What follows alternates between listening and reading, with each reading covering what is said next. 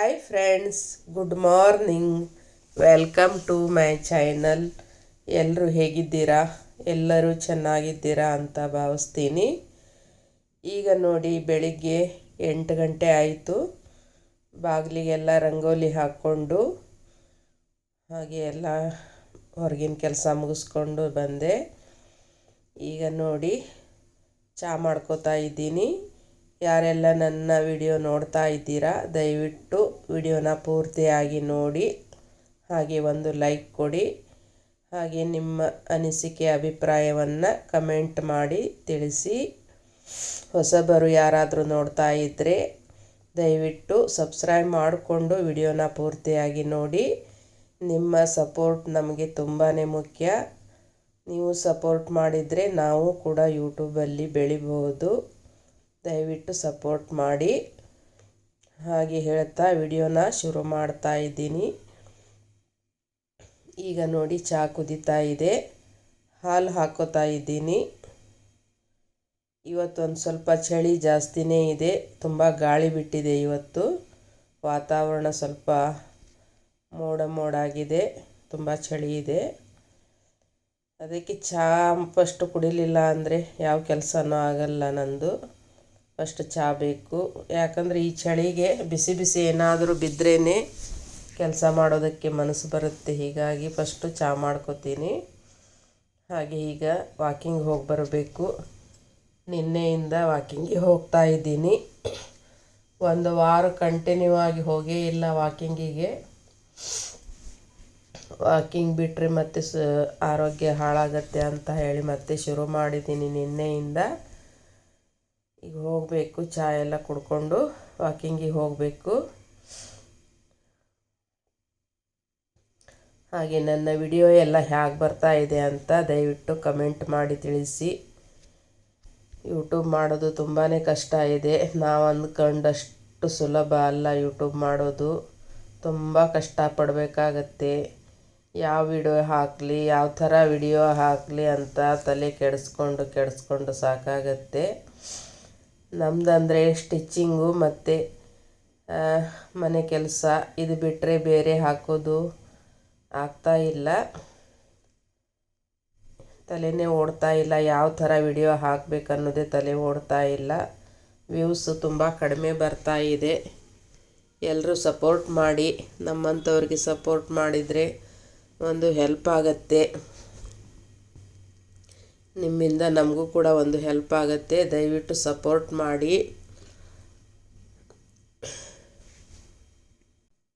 ಬೇರೆ ಏನು ನಮಗೆ ಗೊತ್ತಿಲ್ಲ. ಇದೊಂದು ಯೂಟ್ಯೂಬು ಹಾಗೆ ಟೇಲರಿಂಗ್ ಬಿಟ್ಟರೆ. ಮತ್ತು ಈಗಿನ ಕಾಂಪಿಟೇಷನ್ ಯುಗದಲ್ಲಿ ಏನು ಮಾಡಬೇಕಂದ್ರೂ ಎಲ್ಲದರಲ್ಲೂ ಕಾಂಪಿಟೇಷನ್ನೇ. ಪ್ರತಿಯೊಂದರಲ್ಲೂ ನಾವು ಏನು ಮಾಡ್ತೀವಿ ಅಂದರೂ ಕೂಡ ನಡೆಯೋದಿಲ್ಲ ಅಷ್ಟು ಸುಲಭವಾಗಿ. ಜನ ತುಂಬ ಫಾಸ್ಟಾಗಿದ್ದಾರೆ. ನಾವು ಒಂದು ಮಾಡಿದರೆ ಅವರು ಇನ್ನೂ ಒಂದು ಹೆಜ್ಜೆ ಮುಂದೆನೇ ಇಟ್ಟಿರ್ತಾರೆ. ಈಗ ನೋಡಿ, ವಾಕಿಂಗಿಗೆ ಬಂದೆ. ಹಾಗೆ ತೋರಿಸೋಣ ಅಂತ ನಿಮಗೆ ಸ್ವಲ್ಪ ವಿಡಿಯೋ ಮಾಡ್ಕೋತಾ ಇದ್ದೀನಿ. ನಮ್ಮ ಏರಿಯಾದು ಇದು ಇದೇ ನೋಡು, ಪಾರ್ಕು. ಸ್ವಲ್ಪ ಲೇಟಾಗಿ ಬಂದೆ ಇವತ್ತು. ಸ್ವಲ್ಪ ಗಾಳಿ ಬಿಟ್ಟಿದೆ, ಹಾಗೆ ಚಳಿನೂ ಇದೆ. ಹೀಗಾಗಿ ಸ್ವಲ್ಪ ಲೇಟಾಗಿ ಬಂದೆ ನಾನು. ನೋಡಿ ಎಷ್ಟು ಮೋಡ ಇದೆ, ಆದರೂ ಅಷ್ಟು ಬಿಸಿಲಿಲ್ಲ. ನೋಡಿ ಈ ಥರ ಇದೆ ನೋಡಿ ಪಾರ್ಕು. ಇಲ್ಲೇ ನಾನು ಡೈಲಿ ವಾಕಿಂಗಿಗೆ ಬರೋದು. ಯಾರೆಲ್ಲ ವಿಡಿಯೋ ನೋಡ್ತಾ ಇದ್ದೀರಾ ದಯವಿಟ್ಟು ನೀವು ಕೂಡ ಎಲ್ಲರೂ ವಾಕಿಂಗನ್ನು ಮಾಡಿ ಆರೋಗ್ಯವನ್ನು ಚೆನ್ನಾಗಿ ಕಾಪಾಡಿಕೊಳ್ಳಿ.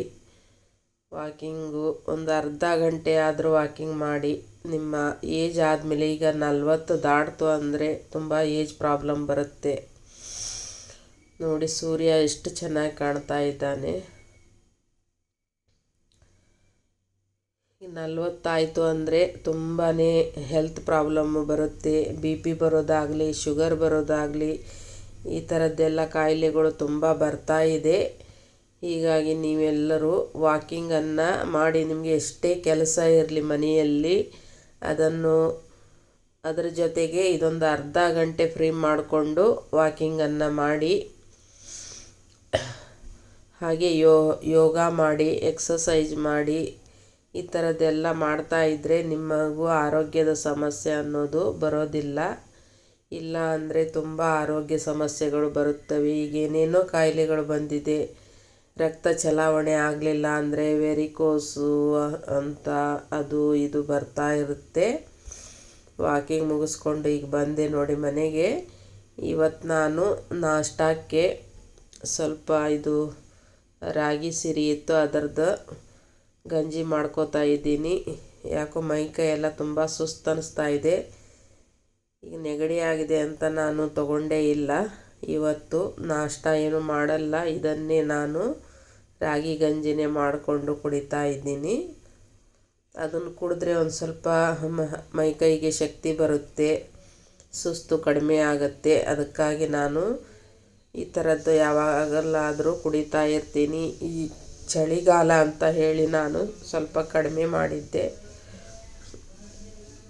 ಈಗ ಮತ್ತೆ ಚಳಿ ಕಡಿಮೆ ಆಗಿದೆ, ಎಲ್ಲ ಡೈಲಿ ತಗೋಬೇಕು.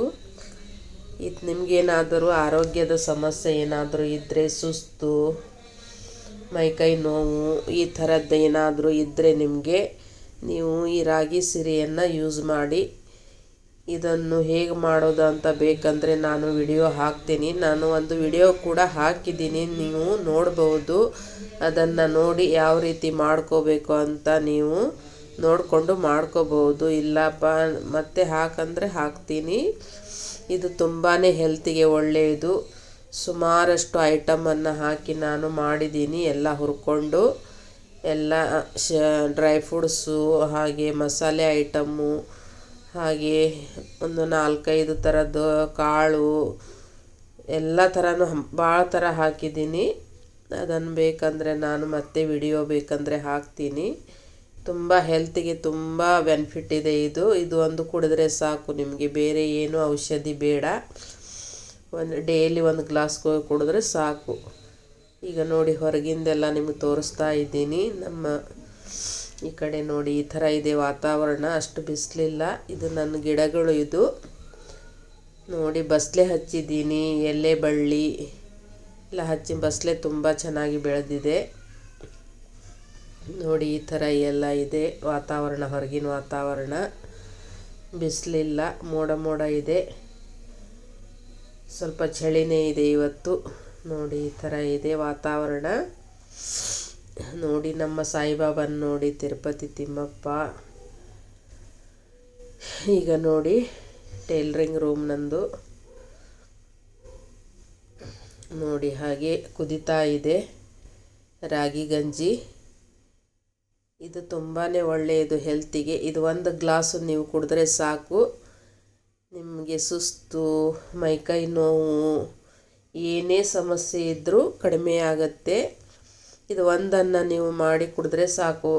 ಚಿಕ್ಕ ಮಕ್ಕಳಿಂದ ಒಂದು 6 ತಿಂಗಳ ಮಗುವಿಂದ ನೀವು ವಯಸ್ಸಾಗೋವರೆಗೂ ಯಾರು ಬೇಕಾದರೂ ಇದನ್ನು ಆರಾಮಾಗಿ ಕುಡಿಬಹುದು. ಯಾವುದು ಸೈಡ್ ಎಫೆಕ್ಟ್ ಆಗಲಿ, ಯಾವುದು ಸಮಸ್ಯೆ ಆಗಲ್ಲ. ಇದರಿಂದ ತುಂಬಾ ಒಳ್ಳೆಯದಿದು. ಇದು ಒಂದು ಕುಡಿದ್ರೆ ಸಾಕು, ನಿಮಗೆ ಎಲ್ಲ ಸಮಸ್ಯೆಗಳು ಕಡಿಮೆ ಆಗುತ್ತೆ. ಇದು ಒಂದನ್ನು ಕುಡೀರಿ. ಈಗ ಎಷ್ಟೋ ಜನ ರೆಡಿ ಮಾಡಿ ಸೇಲ್ ಮಾಡ್ತಾ ಇದ್ದಾರೆ. ಅವ್ರ ಕಡೆ ತೊಗೊಂಡ್ರೂ ಪರವಾಗಿಲ್ಲ, ನೀವು ಮಾಡಿ ಇಂಥದ್ದನ್ನು ಕುಡೀರಿ. ಸುಮ್ಮನೆ ಹಾಸ್ಪಿಟ್ಲಿಗೆ ಹೋಗಿ ಸುಮ್ಮನೆ ಅದು ಗೋಳಿಗೆ ತೊಗೊಂಡು ತುಂಬ ಸೈಡ್ ಎಫೆಕ್ಟ್ ಆಗುತ್ತೆ. ಅವೆಲ್ಲ ಗುಳಿಗೆ ತೊಗೊಳ್ಳೋದ್ರಿಂದ ತುಂಬಾ ಸೈಡ್ ಎಫೆಕ್ಟ್ ಆಗುತ್ತೆ. ಪೇನ್ ಕಿಲ್ಲರ್ ಗುಳಿಗೆ ಅಂತೂ ನೀವು ಯಾರೂ ತೊಗೊಳ್ಳಿಕ್ಕೆ ಹೋಗಬೇಡಿ. ಅದರಿಂದ ಕಿಡ್ನಿ ಫೇಲ್ ಆಗೋದು, ಈ ಥರ ತುಂಬಾ ಸಮಸ್ಯೆ ಬರುತ್ತೆ. ಅದು ಇದು ಅಂತ ಹೇಳೋಕ್ಕಾಗಲ್ಲ, ತುಂಬ ಸಮಸ್ಯೆಗಳು ಬರುತ್ತವೆ. ಅದರಿಂದ ಅದನ್ನು ಕುಡಿಬೇಡಿ. ಇದು ಹೆಲ್ತಿಗೆ ತುಂಬಾ ಒಳ್ಳೆಯದು. ಇದೊಂದು ತೊಗೊಂಡ್ರೆ ಸಾಕು ನೀವು. ಈಗ ನೋಡಿ ಎಲ್ಲ ಕೆಲಸ ಮುಗಿಸ್ಕೊಂಡು ಮತ್ತೆ ಪಿಕೋ ಫಾಲ್ಸ್ ಹಚ್ಚೋದಿತ್ತು, ಹೀಗಾಗಿ ಕೂತ್ಕೊಂಡೆ.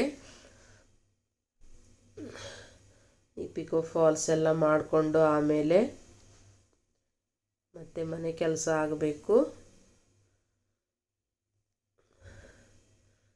ನೋಡಿ ಈ ರೀತಿ ಮಾಡಬೇಕು ಪಿಕೋ. ನೀವು ಯಾರಾದರೂ ಬಿಗಿನರ್ಸ್ ಇದ್ದರೆ ನೋಡ್ಕೊಳ್ಳಿ. ಈ ರೀತಿ ಪಿಕೋನ ಮಾಡಬೇಕಾಗತ್ತೆ. ಒಂದು ಕೈಲಿ ಎಳ್ಕೋಬೇಕು, ಒಂದು ಕೈಲಿ ಕೊಡ್ತಾ ಹೋಗಬೇಕು.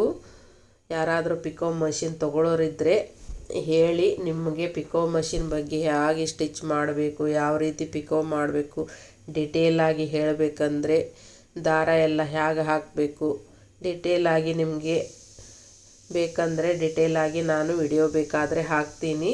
ನೀವು ಕಮೆಂಟ್ ಮಾಡಿ. ಯಾರೇ ಇರಲಿ ಕಮೆಂಟ್ ಮಾಡೋದೇ ಇಲ್ಲ, ಹೀಗಾಗಿ ನಮಗೂ ಏನೂ ಅರ್ಥ ಆಗಲ್ಲ. ದಯವಿಟ್ಟು ನಿಮ್ಗೆ ಅನಿಸಿದ್ದನ್ನು ಕಮೆಂಟ್ ಹಾಕಿ. ನಿಮಗೆ ಇದ್ರ ಬಗ್ಗೆ ವಿಡಿಯೋ ಬೇಕಂದರೆ ನಾನು ವಿಡಿಯೋ ಮಾಡಿ ಹಾಕ್ತೀನಿ, ಹೇಗೆ ಯೂಸ್ ಮಾಡೋದು ಪಿಕೋ ಮಷೀನು ಅದ್ರ ಬಗ್ಗೆ. ತುಂಬ ಈಸಿಯಾಗಿದೆ. ನೀವು ಕೂಡ ಪಿಕೋ ಮಷೀನನ್ನು ತಗೊಂಡು ನೀವು ಕೂಡ ಪಿಕೋ ಫಾಲ್ಸನ್ನು ಈಸಿಯಾಗಿ ಮಾಡ್ಬೋದು. ದೊಡ್ಡ ದೊಡ್ಡ ಟೇಲರ್ಗಳು ಪಿಕೋ ಫಾಲ್ಸ್ ಮಾಡೋದಕ್ಕೆ ಮನೆಯಲ್ಲಿ ಕೊಡ್ತಾರೆ. ಅಂಥವ್ರದ್ದೆಲ್ಲ ತಂದು ನೀವು ಇದೊಂದು ಬಿಸ್ನೆಸ್ ಆಗಿ ಮಾಡ್ಕೋಬೋದು. ತುಂಬ ಈಸಿಯಾಗಿದೆ, ಏನು ಕಷ್ಟ ಇಲ್ಲ. ಟೇಲ್ರಿಂಗ್ ಬರಬೇಕಂತ ಏನಿಲ್ಲ ಇದಕ್ಕೆ. ನೀವು ಮಷೀನ್ ಹೊಡೆಯೋದಕ್ಕಷ್ಟು ಸ್ಟಿಚಿಂಗ್ ಮಾಡೋದಕ್ಕಷ್ಟು ಕಲಿತ್ರೆ ಸಾಕು. ಆರಾಮಾಗಿ ಪಿಕೋ ಫಾಲ್ಸನ್ನು ನೀವು ಮಾಡ್ಬೋದು.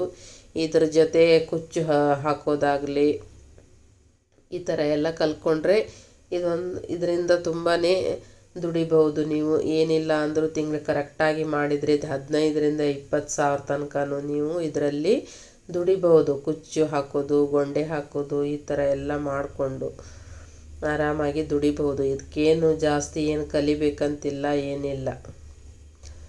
ತುಂಬ ಈಸಿಯಾಗಿದೆ. ನೋಡಿ, ಬೇಕಾದರೆ ನೀವು ಈ ಥರ ಮಾಡೋದಿದ್ದರೆ ಮಾಡಿ. ನಿಮಗೆ ಟೇಲ್ರಿಂಗ್ ತಲೆಗೆ ಹೋಗೋಲ್ಲ ಅನ್ನೋರು ಈ ಥರ ಬಿಸ್ನೆಸ್ಸನ್ನು ಮಾಡ್ಬೋದು. ಇದು ತುಂಬ ಈಸಿಯಾಗಿದೆ.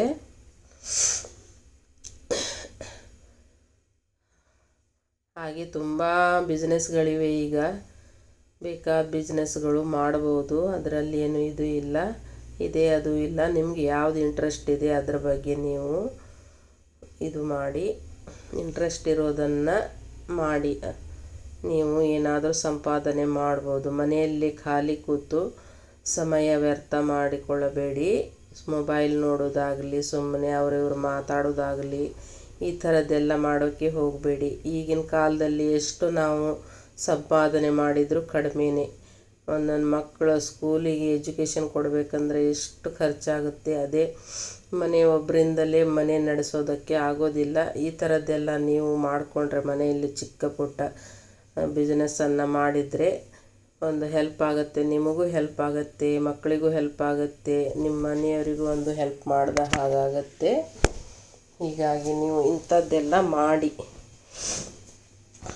ಹಾಗೆ ಬ್ಯಾಗ್ಗಳು ಸ್ಟಿಚ್ ಮಾಡೋದಾಗಲಿ, ಈಗ ಬ್ಯಾಗಲ್ಲಿ ಎಷ್ಟೋ ಥರ ಬ್ಯಾಗ್ಗಳಿವೆ, ಅದನ್ನು ಸ್ಟಿಚ್ ಮಾಡೋದು ಕಲೀರಿ. ಈ ಯೂಟ್ಯೂಬಲ್ಲೇ ಸಾಕಷ್ಟು ತುಂಬ ಈಸಿಯಾಗಿದೆ ಬ್ಯಾಗ್ ಎಲ್ಲ ಮಾಡೋದು.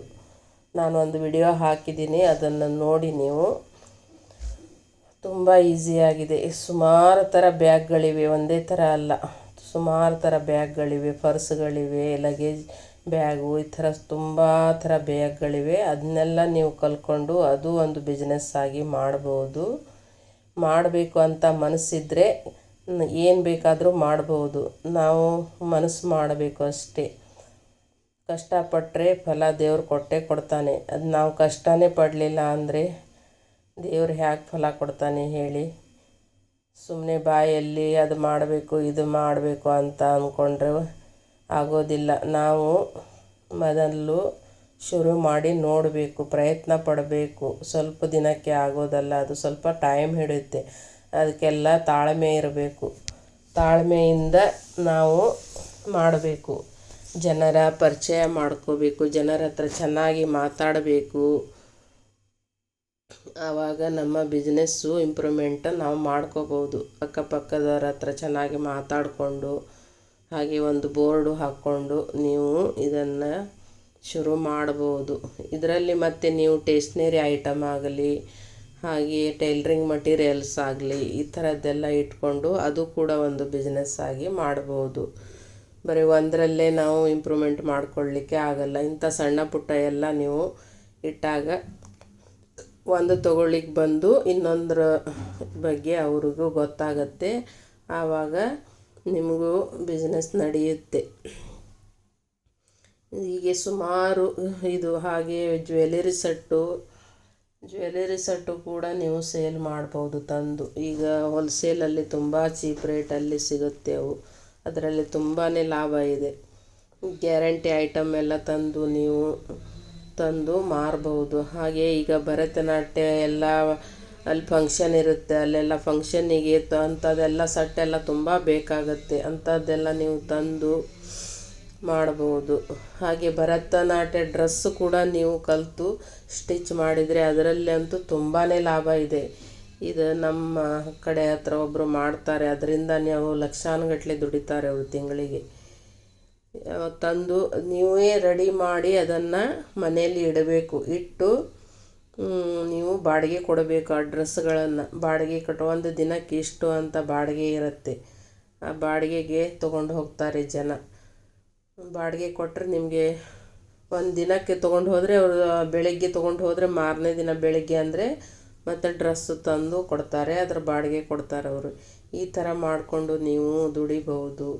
ದುಡಿಬೇಕಂದ್ರೆ ತುಂಬಾ ದಾರಿಗಳಿವೆ, ನಾವು ನೋಡಿ ಮಾಡಬೇಕಾಗತ್ತೆ. ಮತ್ತೆ ಸಿಗೋಣ ಮುಂದಿನ ವಿಡಿಯೋದೊಂದಿಗೆ. ನಮಸ್ಕಾರ.